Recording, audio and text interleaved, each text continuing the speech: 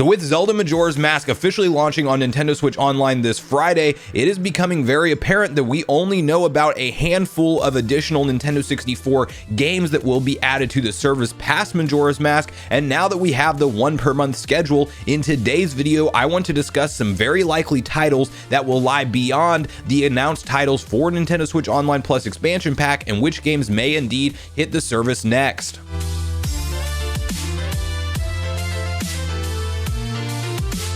What's up, nation? If it's your first time on the channel, make sure you join Sunbro Nation by subscribing below, hit the like button on this video if you enjoy it today, and make sure you turn on your bell notification icon so you're kept up to date with all the newest gaming news. Now, as I mentioned, guys, we are covering Nintendo Switch Online Plus expansion pack today, and really a broad discussion of what are some safe bets that we can see added into the service, as we know roughly to expect one new N64 game per month, as since the service was originally launched back in late October in 2021, Nintendo has since stuck to one game per calendar month, not necessarily in the same 30-day time span in a month, but rather than picking one game to be the December game, then the January game, now Majora's Mask the February game. That is essentially what we are seeing from them so far, and while that could change and it could still be a fluid schedule, as Nintendo does not have the best track record with sticking to consistent updates when it comes to things like their game library on NSO specifically. Just look at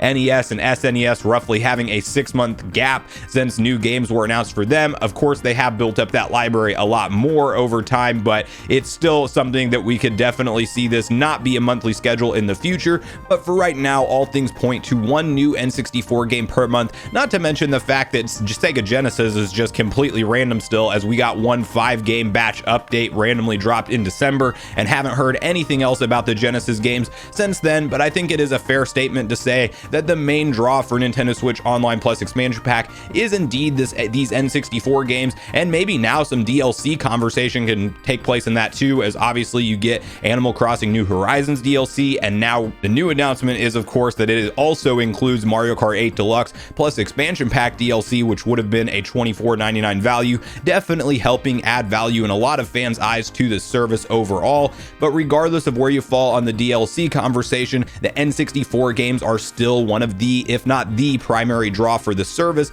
and we have to kind of dive through what we have left on the radar, as now that Majora's Mask is hitting this week, we only have 4 more N64 games past that are officially announced and that we know will be coming to NSO, and those are the following games. We have Mario Golf, F-Zero X, Kirby 64 and the Crystal Shards, and Pokemon Snap. And while that is a very nice library of games as well, they have definitely delivered some of the big fan favorites already, such as Majora's Mask, Banjo-Kazooie, and Paper Mario are the games we've seen added in so far, and I feel like they led with some of their strongest titles, and I'm personally hopeful that maybe F-Zero X is next. I also hope that, just on a side speculation rant, that maybe whenever it's a little bit smaller game, like obviously Pokemon Snap has a lot of nostalgia for people, but let's say maybe Pokemon Snap isn't just a 1 per month game, maybe it's also bundled in with something like a Mario Golf. Like, I would definitely like to see, when the titles maybe aren't as large of N64 games compared to some other ones, that maybe we get a batch update with 2 games in 1 month, but I don't necessarily expect that. That is just something that I would really like to see Nintendo do.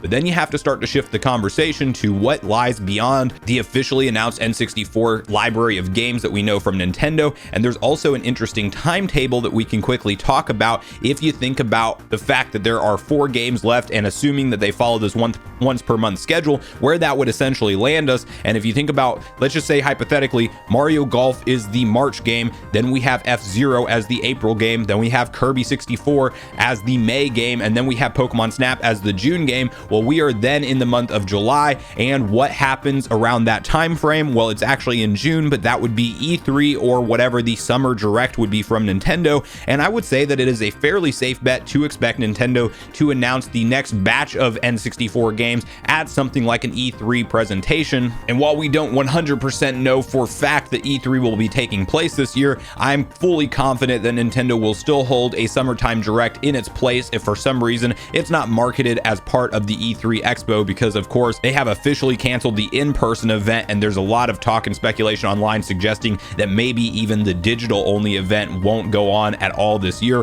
which will be a sad day if that does happen. But if I'm a betting man, I definitely do think that whatever that summer time window direct holds, that is when we will get the next batch of N64 titles announced from Nintendo, and I think they'll come out with some very big sleeper hits. Now there's some games that are more likely than others, and one way we can look at this to kind of gain more information is what did the Wii U and the Wii Virtual Console games actually include, because a lot of the games, of course, that we've gotten to NSO so far have, of course, also had versions released on the Virtual Console, whether that be on the Wii and Wii U. So I quickly want to read through a tweet from Wario Bros where he has an infograph showing the games that were either on the Wii or Wii U only or on both consoles, and I think the ones that are on both consoles are ultimately pretty safe to say that we will see them again. And I would even go as far to say that most of the games we're going to look at on this list are very likely to hit the service sooner or later, and I will share my personal hype levels with which ones I definitely hope we see hit the service.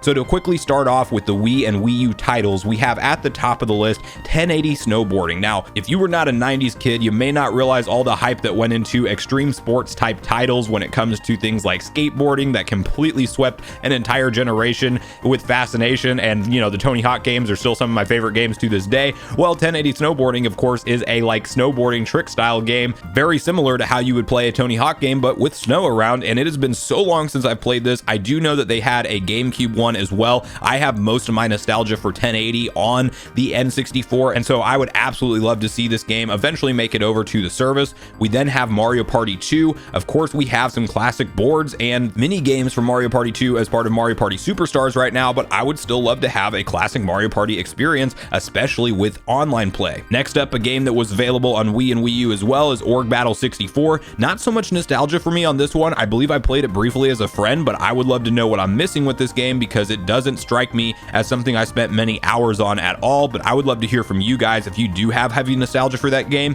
Then Wave Race 64, one of the original N64 launch games, is actually another fan favorite and one that I have very good memories from, and I would love to see that make it over. We then have to talk about the Wii only games that were available on the Wii Virtual Console but that did not see a release on the Wii U Virtual Console, and that starts off with Bomberman Hero, one that I don't have very much nostalgia for. Most of my Bomberman gameplay time was actually on the SNES with Super Bomberman and the awesome 4-player multiplayer that supported. Then you have Cruisin' USA, definitely one that I think is likely and that we will see released at some point, especially considering that we have Cruisin' Blast now, the current version of that game on the Nintendo Switch, which of course it's different entirely than Cruisin' USA, but it is in the same franchise, so I do think that that's a fairly safe prediction to make to be added into the service eventually. Pokemon Puzzle League on N64, which is actually one, I don't know that I've ever even played that game, so let me know if that one it would be something you guys would like to see come over. I don't know if it's as likely just because I don't think that was like a huge seller or anything like that, but it may be a title worth considering. Then a big one only on the Wii on Virtual Console, Super Smash Bros. Can you imagine in 2022 an era where you can boot up the OG Smash Brothers game and play online with up to 4 players on a single map with all of those classic maps available and different match types? Like, that is something that I would hold heavy nostalgia for, and I would love to see make it over to the service, and I think it's one of the more likely titles that we will see make it over. Then to switch over to games that only came out on the Wii U Virtual Console but not on the Wii, we have Bomberman 64. A big one for me is Donkey Kong 64, one of Rare's all-time best games. I mean, Rare in the N64 era, you guys should know, is like legendary class games. All of them were super enjoyable experiences, and this is one that I sorely want to replay. I've sorely missed over the years. I definitely enjoyed every minute of my Donkey Kong 64 experience, and if you guys know anything about me, you know I'm a huge Donkey Kong Country fan, and when I was still at the right age, I got to play through Donkey Kong 64, which took it into the 3D world. And while I still go back and play Donkey Kong Country 1 through 3 a lot more than I've ever touched 64 over the years,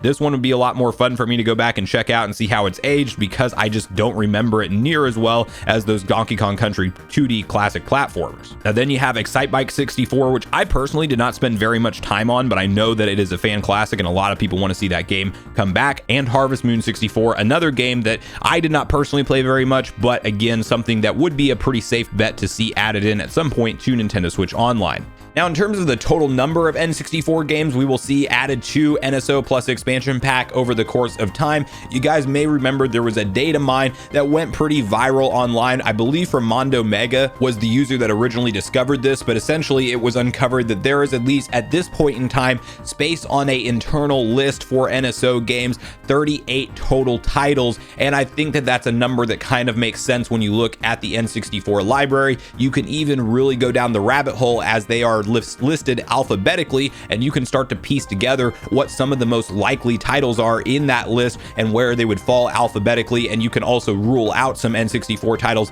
that we may not see make it over. Now, one big one that I want to quickly spend just a little bit of time on, because there is a lot of talk about it online right now, is Goldeneye 64. Will we see that come to NSO? That is a very likely game in my opinion, with all of the stuff going on about it, with all of the reports and all of the industry insiders, specifically Jeff Grubb saying that it's going to be out very soon in the upcoming weeks. Andy Robinson also hinting towards it with a tweet saying that one of the favorite spies of all time is coming back soon. I truly believe at this point in time we are right around the corner from an official announcement. Now, from Jeff Grubb, it's claimed, and granted he has a great track record with Microsoft specifically, he's saying that Microsoft is most likely to unveil this title and not Nintendo, but it will ultimately end up on both platforms. And so then you have to kind of think, how will they handle an announcement like that? And it very well could be Microsoft saying that as part of Game Pass, we're going to bring back that attempt at a HD remaster that we did back in 2013. Maybe it's something new altogether. Maybe they redid it again from the ground up, or it very well may be that version that was already done and ready to go, but couldn't get all of the licensing rights